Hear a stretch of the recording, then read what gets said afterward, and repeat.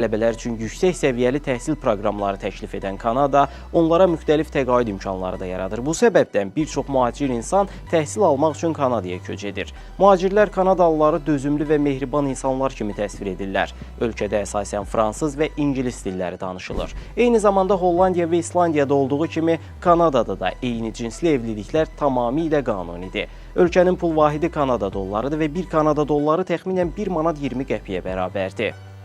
Dini baxımdan desək, əhalinin çoxu xristianlığa bağlıdır. Belə ki, xalqın yarıdan çoxu özünü xristian sayır. Kanadanı bizim ölkəmizdən fərqləndirən qeyri-adi xüsusiyyətlər də var. Məsələn, dünyadakı qütb aylarının böyük bir hissəsi həmin torpaqlarda yaşayır. Hətta bu aylar ac qaldıqları zaman insanların yaşadıkları ərazilərə doğru gəlirlər. Buna görə də insanlar mümkün ayı hücumlarından qaçmaq üçün adətən avtomobillərini kilidləmirlər. Vəziyyət o qədər ciddidir ki, qütb ayları üçün hətta həbsxanada tikilib. Çünki bu ayların xalqı daim narahat etməsi insanlar üçün əsl kabusa çevrilib. Əgər siz orada turistsinizsə və çölə çıxanda qütb ayısı ilə göz-gözə gəlsəniz, təəccüblənməyin.